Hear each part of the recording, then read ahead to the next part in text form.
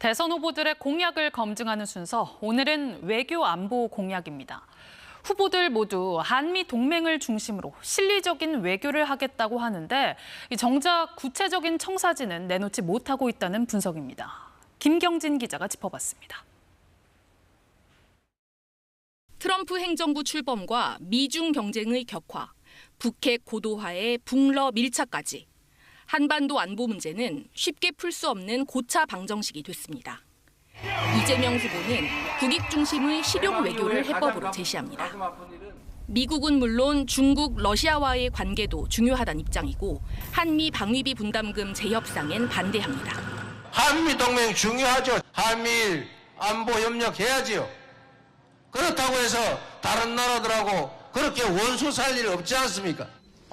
그러나 트럼프 대통령이 우리가 어느 편에 설지 선택을 강요할 수 있습니다.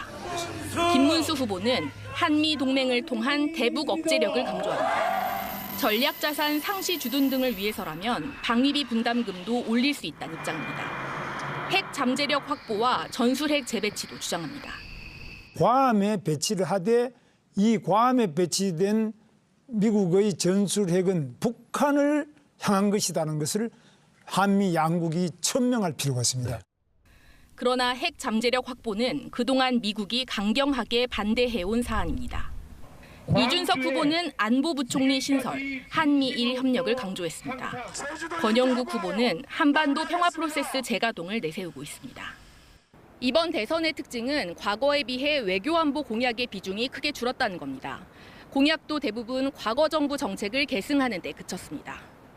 불확실성이 너무 커서 전략적 모호성을 유지하려는 측면과 공약 논의에 시간이 부족했다는 측면이 모두 존재합니다.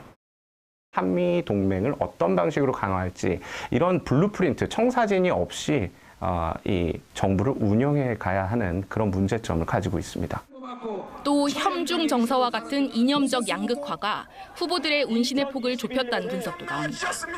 양극화 속에서는 친미와 친중밖에 취할 수 있는 입장이 없기 때문에 결국에는 실용주의적인 어떤 정책 대안을 논의하기 어려운 지형이 만들어집니다. 미국이 주한미군을 대중 견제에 활용하려는 움직임 등 눈앞에 닥친 문제들에 대해선 서둘러 정책 논의를 해야 한다는 지적이 나옵니다. 특히 한반도 평화를 위한 중장기적인 전략 마련은 반드시 필요하다고 전문가들은 조언합니다. KBS 뉴스 김경진입니다.